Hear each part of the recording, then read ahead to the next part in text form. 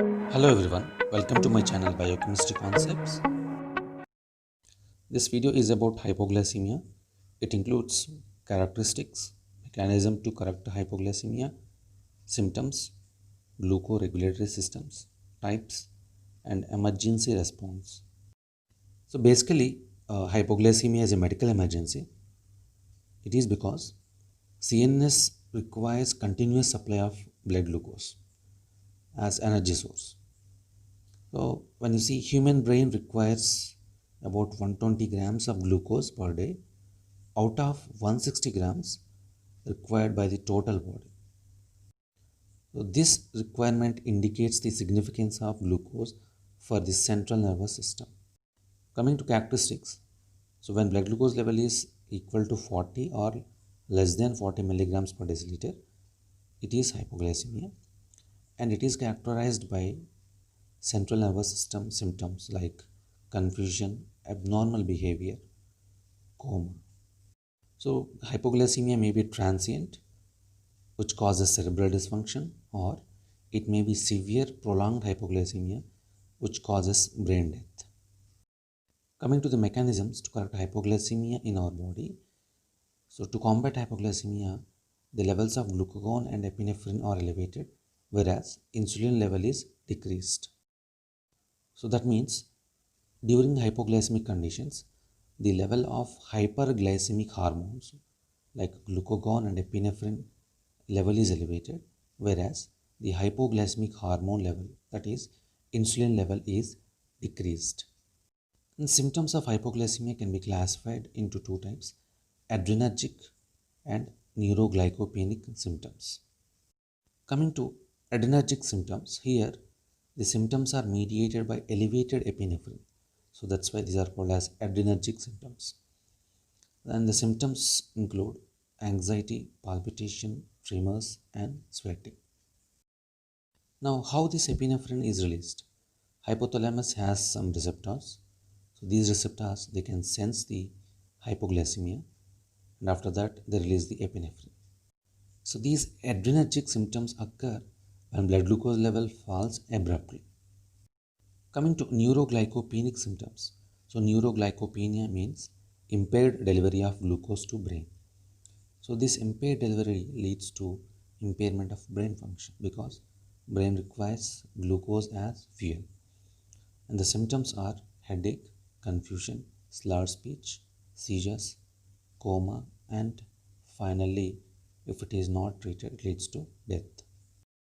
Here, neuroglycopenic symptoms, these are due to gradual decline in blood glucose level.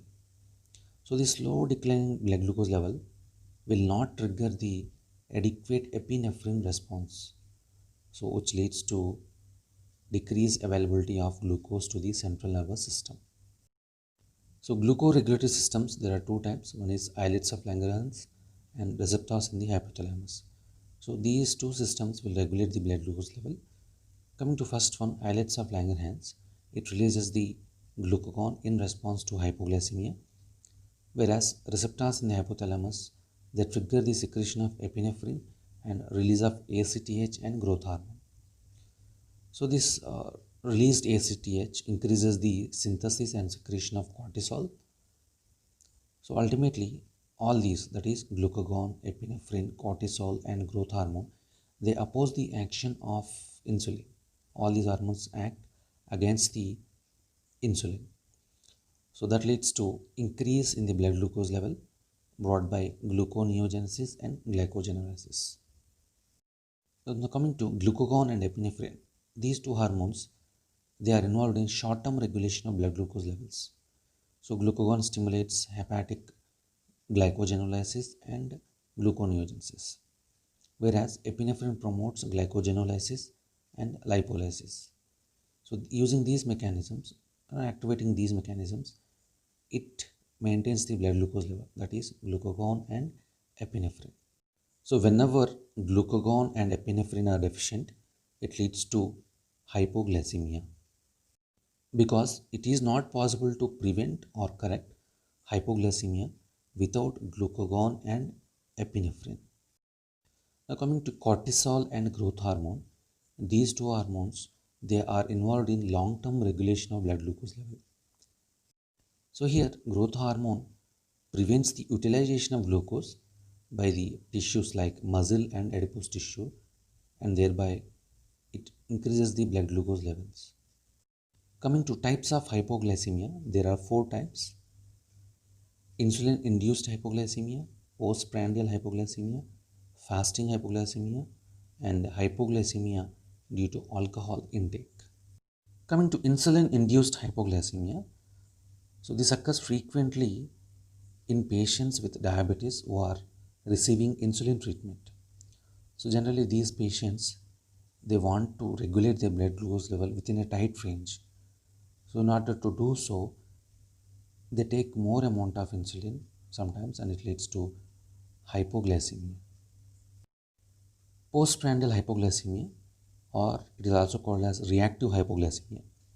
It is the second most common type, and here it is due to excessive insulin secretion following a meal. So when a person takes meal, in some persons, insulin secretion is excessive after that meal. So whenever it is secreted in excessive quantities, it leads to sudden fall in the blood glucose level. So that leads to postprandial hypoglycemia. And the treatment for these cases is, the persons who have this type of condition, they are advised to take frequent small meals instead of 3 large meals. Coming to third type, fasting hypoglycemia. This is seen in patients with hepatocellular damage or adrenal insufficiency.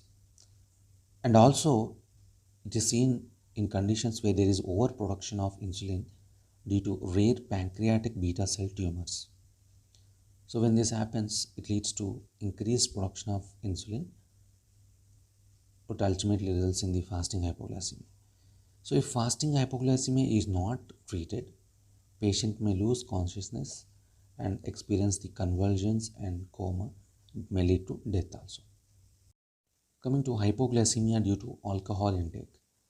So this is seen in persons taking alcohol and who are in starvation. That means the person takes alcohol and is in starvation, or the person who takes alcohol is doing severe exercise after taking alcohol without any food. So because of this, it leads to hypoglycemia. Coming to reason, during starvation, glucose is synthesized by gluconeogenesis.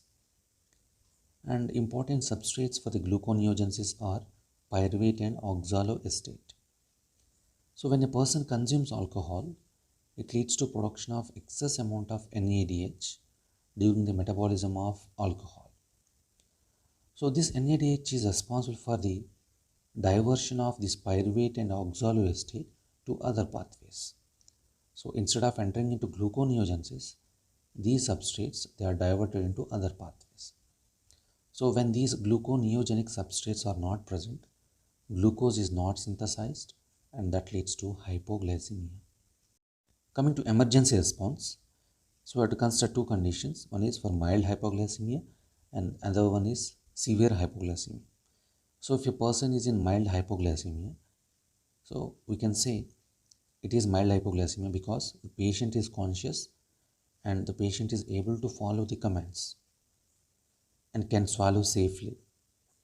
So in that condition, so you can administer oral glucose in the form of glucose tablets, or you can give a glass of fruit juice, or 3 tablespoons of sugar with water. So this is the emergency response in hypoglycemia, mild hypoglycemia. And if that person is in severe hypoglycemic condition, that is when person is lost his consciousness or suffering with seizures, so you have to apply a ribbon of sucrose paste on oral soft tissues, or you can administer glucagon 1 milligram intramuscular or sublingual.